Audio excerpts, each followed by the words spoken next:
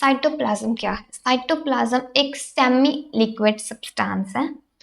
It occupy most important part of cell. हाँ बिल्कुल, ये most important part of cell की स्पेस को ऑक्यूपाई करते हैं। ऑक्यूपाई मतलब कब्जा ले लेना। और within the cell, cell के अंदर ही केमिकल रिएक्शन टेक, हाँ जितनी भी जो एटीपी फॉर्मेशन होगी आप पढ़ोगे वो सब कुछ साइटोप्लाज्म में होता है। केमिकल रिएक्शन जिससे बोला जाता है। Living cytoplasm is always in state of some movement. अब साइटोप्लाज्म लिविंग है तो एक किसी ना किसी स्टेट में रहते हैं, मूवमेंट की स्टेट में, मतलब घूमते रहना। अब इसमें हम इसे इस डायग्राम से समझेंगे। ये तो एक बेसिक स्ट्रक्चर ऑफ सेल है, बेसिक। अब ये है सेल मेम्ब्रेन आउटर साइड, ये है न्यूक्लियस जो हम आगे पढ़ेंगे, ये है न्यूक्लियस। और ये जो अराउंड है इसके, ये क्या है? N E, nuclear envelope. मतलब आप क्या समझोगे कि cytoplasm is it the part, एक पार्ट है जो किसके बीच में लोकेट करता है? Part between cell membrane and nuclear envelope. Okay, this is the short form of cell membrane and nuclear envelope. तो क्या समझे आप? इट्स लोकेशन अगर आप पूछे जाए, it is situated between the cell membrane and nuclear envelope. जो बीच वाला फ्लूइड वाला पार्ट होता है, ये देखो मूव, फ्लूइड तो मूव करेगा ही करेगा, लिविंग भी है, लिविंग साइटोप्लाज्म में तो फ्लूइड तो मूव करेगा ही। It will like this. Okay, आप देख रहे हो तो ये वाला पार्ट जो होता है ये होता है cytoplasm. Got it.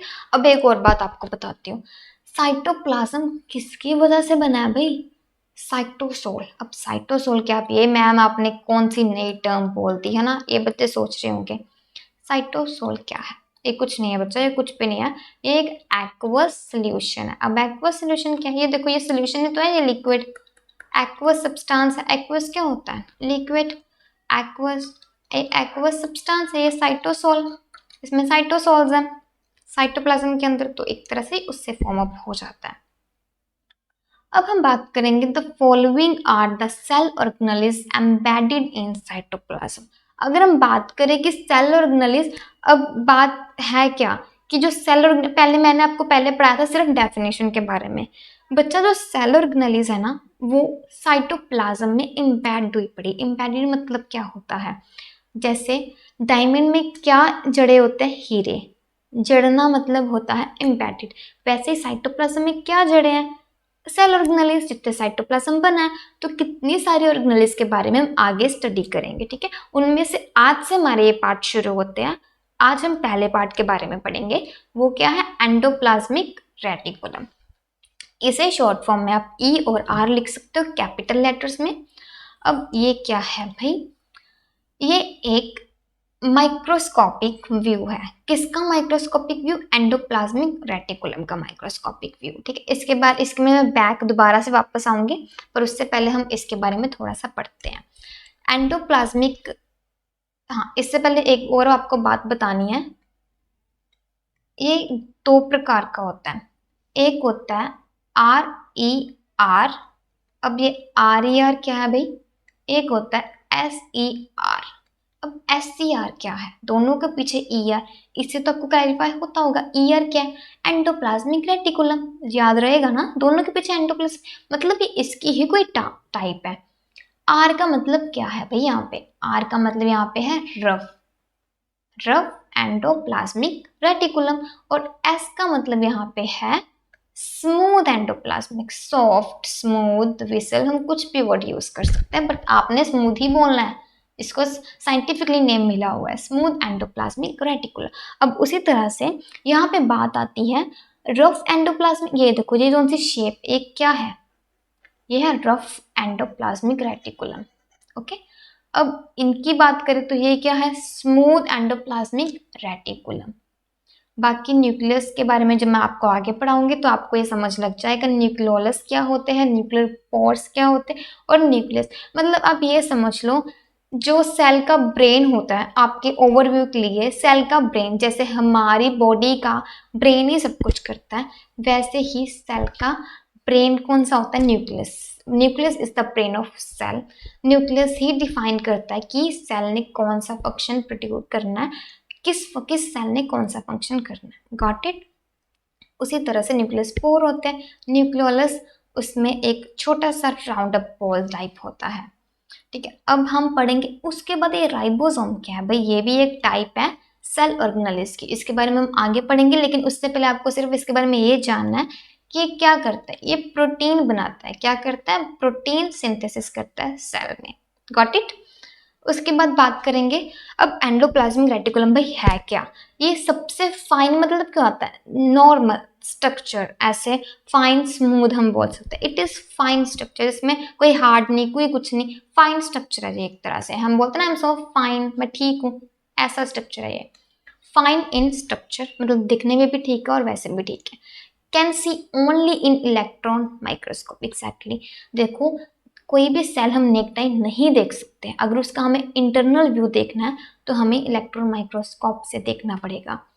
Irregular network of double membrane, double membranes होती है। अब डबल मेम्ब्रेन भी, डबल मेम्ब्रेन का क्या मतलब है, देखो 1 2, अब यहाँ से एक क्या है, डबल मेम्ब्रेन से तो है, और क्या है, मतलब इनके अराउंड कुछ ऐसे लेयर्स होती हैं, लेयर्स। डबल मेम्ब्रेन होगी, जैसे एक सेल मेम्ब्रेन होगी, एक सेल वॉल होगी, वैसे दो मेम्ब्रेन्स होगी। दूसरी बात, at its outer and endoplasmic reticulum is connected with the cell membrane। बाहर वाली साइड में जो चीज होगी उसमें क्या होगा, ईयर कनेक्टेड होगा सेल मेम्ब्रेन के साथ। मतलब अब मान लीजिए कि ये है एक सेल वॉल, मान के चलते हैं ये है एक cell wall, cell membrane, sorry हम एनिमल की बात करेंगे अगर नॉर्मल में, ये है एक सेल मेम्ब्रेन। और लिखा क्या है यहाँ पे, इसके आउटर एंड, मतलब ये तो इसका आउटर हो गया ना भाई, ये आउटर ही है। अब इसके आउटर एंड पे जो ईआर होगा, एंडोप्लाज्मिक रेटिकुलम होगा, वो सेल मेम्ब्रेन के साथ जुड़ा होगा। मतलब यहाँ पे एक ईआर है, अब ये कौन सा ईआर होगा हम देखेंगे अभी। And it's inner and it is connected with nuclear membrane. अगर हम अंदर बात करें तो अंदर जो न्यूक्लियस है उसके अराउंड एक मेम्ब्रेन है, उसे क्या बोलेंगे, न्यूक्लियर मेम्ब्रेन। ओके, तो अंदर की साइड ये किससे कनेक्ट है, वो भी एक ईआर है, वो कौन सा ईआर है ये आप मुझे बताओगे। वो क्या है, न्यूक्लियर एनवेलप या फिर न्यूक्लियर मेम्ब्रेन। एनवेलप होती है जो इसके अराउंड शीट होती है, पर उसके ऊपर जो होता है उसे बोला जाता है न्यूक्लियर मेम्ब्रेन। अब जो न्यूक्लियर मेम्ब्रेन के साथ अटैच्ड है वो क्या है, वो हम पीछे से देखेंगे। ये देखो, ये न्यूक्लियस है, एक तरह से मेम्ब्रेन, और इसके साथ जो अटैच्ड है that one is the rough endoplasmic. Okay, ध्यान से देखो, ये आउटर वाली साइड है तो ये क्या हो गया, स्मूथ एंडोप्लाज्मिक रेटिकुलम। कुछ क्लियर हुआ।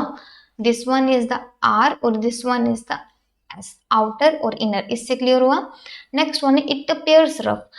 अब इसका एक पार्ट देखेंगे, मतलब अगर तो वो सेल मेम्ब्रेन के साथ कनेक्टेड है तो वो एंडोप्लाज्मिक रेटिकुलम दोनों साइड पे हो सकता है। ओके, अब एक और बात आती है कि कैसे पता चलता है कि रफ है और स्मूथ है। देखो भाई, अगर तो राइबोसोम लगे होंगे, राइबोसोम प्रेजेंट होंगे, देन वो रफ एंडोप्लाज्मिक रेटिकुलम होगा। जैसे कि ये देखो, यहाँ पे राइबोसोम ऑलरेडी प्रेजेंट है, ये देखो ये देखो, ये गोले गोले से ये राइबोसोम है, तो ये क्या होगा, स्मूथ एंडोप्लाज्मिक रेटिकुलम। अगर तो राइबोसोम प्रेजेंट नहीं है, ये देखो, it appears rough when particle like ribosome attached, sorry, ये रफ कब दिखेगा, जब राइबोसोम अटैच होगा। क्लियरली सुनो, इसमें कंफ्यूज ना, इसमें अक्सर बच्चे कंफ्यूज हो जाते हैं, तो पिक्चर को अपने माइंड में लेके चलना है। इट अपियर, ये रफ तब दिखता है जब राइबोसोम प्रेजेंट होता है, और स्मूथ कब दिखता है, जब राइबोसोम नहीं होता। मतलब इसे डिस्टर्बेंस होती होगी भाई, इसको क्या होती है, डिस्टर्बेंस होती है इसके पास होने से, मतलब ये नहीं होना चाहिए, तब ये स्मूथ एंडोप्लाज्मिक रेटिकुलम दिखेगा। It forms the spotting framework of cell. Exactly, endoplasmic reticulum क्या है, ये एक स्पॉट देता है, स्पॉट। ओके, स्पॉटिंग फ्रेमवर्क है, सेल को एक फ्रेमवर्क प्रोवाइड करता है, और इसका वर्क क्या है, serve as pathway for distribution of material. Endoplasmic reticulum क्या करता है, ये मटेरियल को डिस्ट्रीब्यूट करता है एक एक पार्ट से दूसरे पार्ट में, हमारी बॉडी में, हमारे सेल्स में, एक पार्ट से दूसरे सेल, दूसरे बॉडी पार्ट में जो ट्रांसफरेशन करनी होती है, डिस्ट्रीब्यूशन करनी होती है किसी चीज़ की, किसी मटेरियल की, तो ये उसके थ्रू किया जाता है। Got it. तो आज के लिए सिर्फ इतना है। That's all about for today's session. Thank you so much students.